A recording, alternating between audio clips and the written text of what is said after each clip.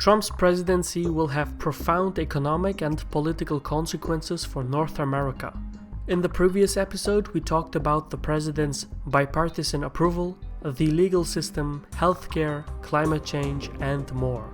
In part 2 of the North American analysis for 2017, we will go over the remaining topics such as trade, immigration, as well as Washington's relationship with neighboring Canada and Mexico.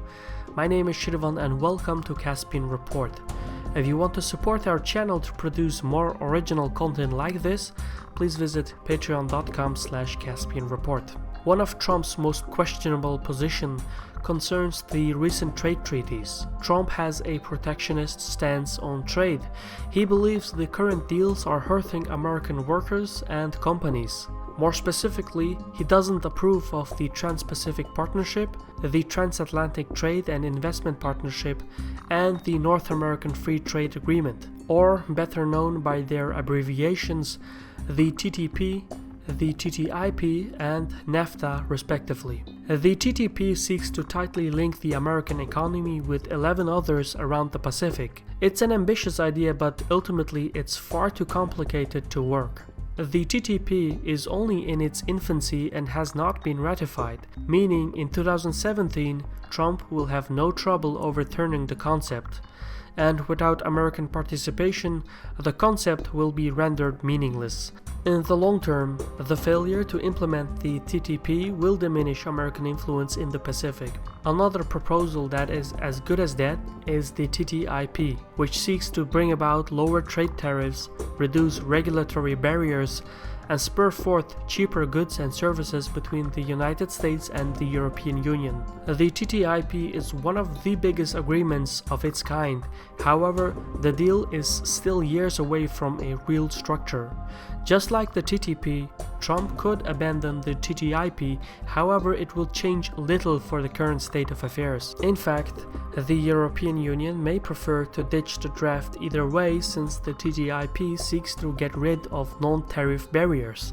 These are restrictive regional rules on quality, size, and the standards of goods, meaning without the TTIP, Europe would not have to lower the quality of its goods. The final trade agreement concerns Nafta, which is a trilateral trade bloc in North America. Some Canadian officials are worried that Trump may seek to dismantle the agreement. However, Trump will be powerless to change Nafta. The trade bloc is an existing treaty. In other words, it's American law. A president cannot change laws, only Congress can. And regarding Nafta, Congress isn't expected to adjust its position. In fact, Trump would be isolated in his attempt to undermine Nafta, since it would disturb trade. For instance, in 2015, the goods and services trade between the United States and Canada amounted to an estimated $662 billion. The fact of the matter is, Ottawa is Washington's second largest goods trading partner. Without Nafta, the flow of goods would severely diminish due to tariff and non-tariff regulations. This would have an enormous financial fallout. Hence, despite Trump's criticism, officials in Washington and Ottawa will do the opposite and work to preserve Nafta. Ultimately, Canada has little to worry about Trump's administration. Evidently, there will be some uneasiness between Trudeau and Trump. However, both men also have much in common, especially in the sphere of energy and trade. In fact, by the end of 2017, Trudeau will witness a boost to Canada's financial fortunes due to Trump's infrastructure bill and corporate tax reform. Further south in Mexico, things could not be more different. Trump has stated that he would deport illegal immigrants from Mexico and construct a wall on the Mexican-American border.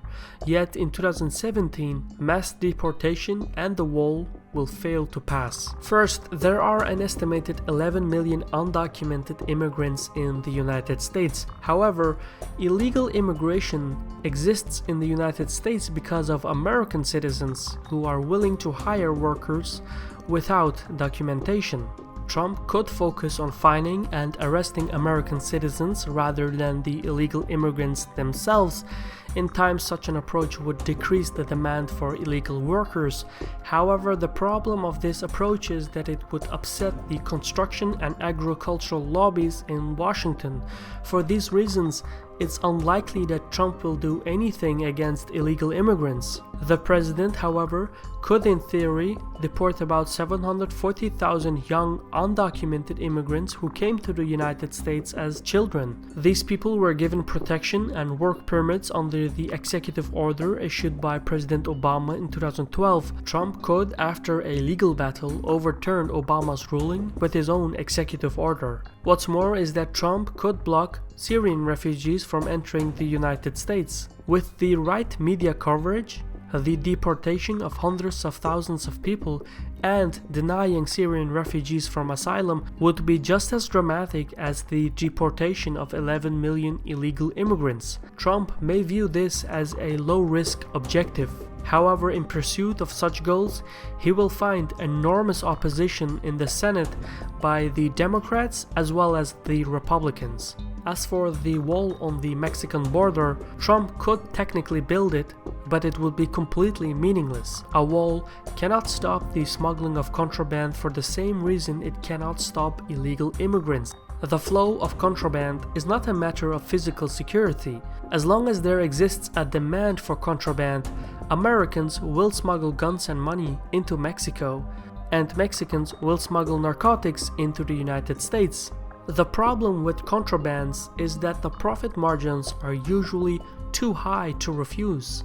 For example, a kilo of crystal meth costs about $300 to synthesize in Mexico, yet it will sell for nearly $20,000 in the United States. This kind of profit margin is unheard of in any other industry, and it's basically what enables the illicit flow of goods. Smugglers will always find creative ways to traverse barriers. In fact, most of the contraband crosses the Mexican-American border through official checkpoints. What's more is that every day, hundreds of thousands of people move through the American-Mexican border in a two-way streak. This translates into 6 million vehicles and 3 million pedestrians crossing the border every month. The numbers are even greater when one adds the amount of people traveling by vessels, trains, and planes. Every individual presents an opportunity for smugglers and thus must be checked for contraband. In 2017 and the near future, this will remain an impossible task. Closely intertwined with the contraband trade is the wave of violence that has devastated Mexico. For years, the Mexican cartels have waged a brutal war for the control of border crossing in cities such as Juarez, Reynosa, Nuevo Laredo, and Tijuana. An enormous amount of contraband passes through the checkpoints of these cities. The cartels that control the towns impose their own taxes on the contraband trade, which enables them to acquire more resources and more power. This cycle of criminal activity will continue in the near future, even if Trump decides to construct a wall. The only effective way to halt Mexican cartels, the illicit trade, and the flow of illegal immigrants on the Mexican border is to fully shut down all the checkpoints with Mexico. This obviously is not going to happen. Mexico is the world's 12th largest economy. One cannot simultaneously stimulate the economy and shut down trade with Mexico. That's not going to work. Furthermore, the states of California, Texas, and the entire American Southwest consider Mexico as their primary export destination. Any American president that disrupts the flow of trade of California and Texas can expect to be impeached. All in all, Trump, whether one likes it or not, is without doubt the biggest game changer for 2017. As president, he will face tremendous bureaucratic challenges. Some will say these bureaucratic nuances prevent America from being great, yet others will say that the Constitution limits the harm one president can do. If Trump fails, he will be replaced in 4 years. However, the populist and nationalist sentiment that has spread throughout the United States is inherently more alarming than any president. In the past, disillusioned societies have often facilitated strong leaders who have harnessed the populist anger to break the rules of the system. Yet, the populist phenomenon is not unique to the United States. As America takes a hard turn to the right, the United Kingdom, the Netherlands, France, Turkey, Pakistan, India, China, Japan, the Philippines, and many more will soon follow as we gradually enter the nationalist populist era. We'll go over this and more in the follow-up report. In the meantime, I want to thank the following people on Patreon for their contributions. Caspian Report is completely funded by its audience. We don't make any sponsored content. So if you wish to help, check out our fundraising page at patreon.com/Caspian Report. In any case, thank you for watching and Sarol.